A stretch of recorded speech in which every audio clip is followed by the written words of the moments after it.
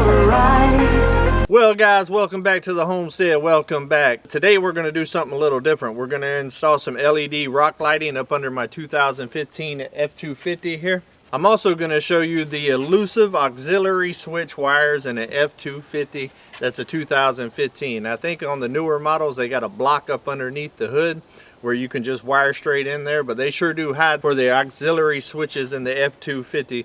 But I found them, so I'll show you guys that and the easiest way to access them and the easiest way to wire this system. I've never wired this system before, but from what I read, it doesn't seem like it'll be too complicated. It might be a little bit tedious in order to get everything installed right. I don't want to be able to see no lights or wires or anything like that, so I'm going to take my time with it. Not only am I installing the 8 kit, I'm actually installing 2 8 kits. We're going to put 16 lights up underneath this truck. It's going to light up like a Christmas tree. The kids are going to love it. I want to get it done before Christmas. That way the young kids at the Christmas party will be able to see it. I think they'll think it's pretty cool, especially on Christmas.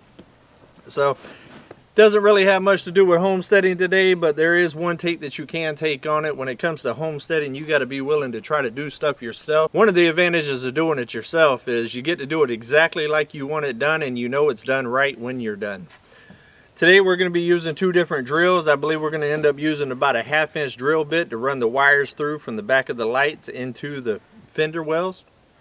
And we're also going to be using a little hex key.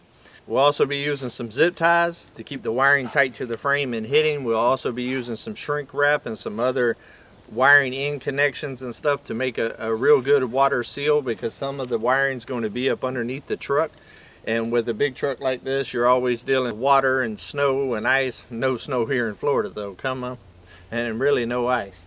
But we do get a lot of rain, so we deal with rain, mud, and everything else. So you want to make sure that your wiring is watertight, and you also want to make sure that all those wires are nice and tight up against the frame or wherever you're mounting them. That way that nothing gets hung up underneath there and snatches it all out.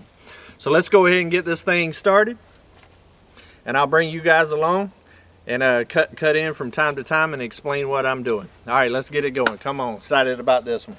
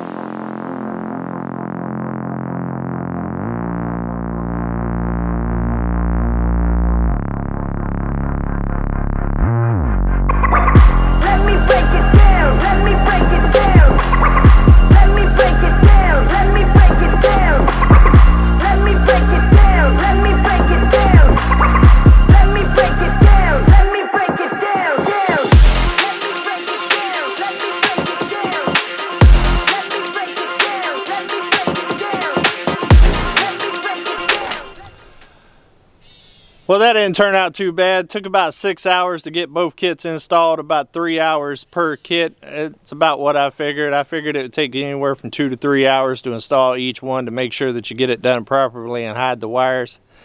I'm not going to walk you around and show you exactly every single light because you can see that on the time lapse that I played a little bit earlier.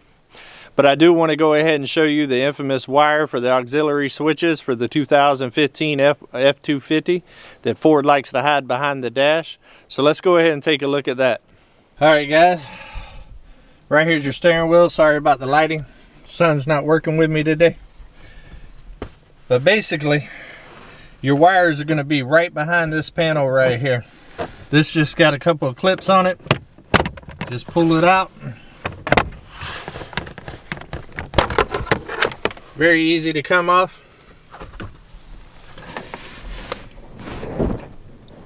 And right there, if you need some reference, right there's your brake pedal. It's basically right above your brake pedal right here. I'll get the camera in there and see if we can actually see it.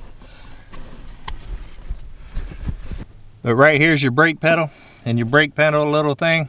But you can see where I got the red wire connected to the yellow one right there. The yellow is the auxiliary switch for the first one. I don't know offhand the ampage and the wire colors right now. I'll put it in the description of which is which for auxiliary 1, 2, 3, and 4. And also, and I'll also put in there what the ampage is for each wire, because they are different. But pretty easy to get to. They don't give you a very long leash, so I will tell you that. It's only about 3 inches that they give you.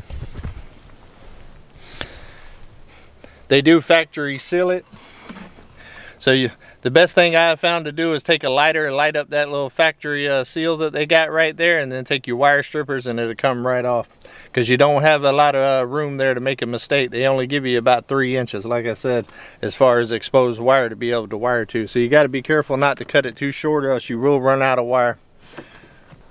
All in all, the install wasn't too bad, more tedious than anything. Pretty straightforward install, not a lot of wires to deal with as far as hooking up. All you got your power and your ground. You can ground it anywhere.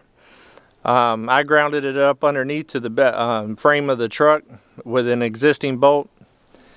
Pretty easy peasy. I only ran one power wire. I got both kits running off auxiliary 1. You can download the app. It comes on the little sheet right there with one of those scan codes on there. Download the app. They got one for Android and Apple. It's pretty self-explanatory. And then it connects to your devices through Bluetooth. You can select 1 or 2. You can run multiple kits together and control them independently.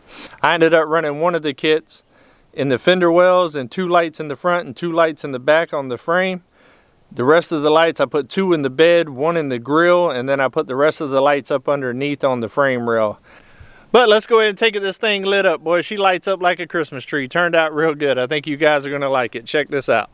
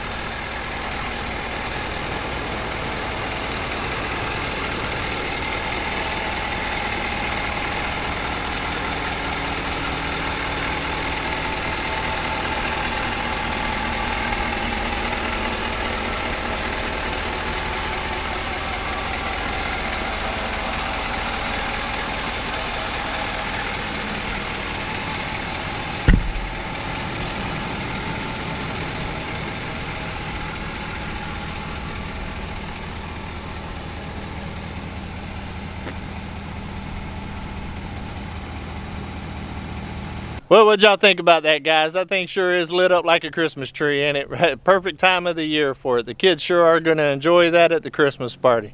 I think they're going to think it's pretty cool. But I'd like to thank y'all for joining me for another episode here on Come On Homesteading. And until we see each other again, come on, let's go homesteading. Let me take you for a ride.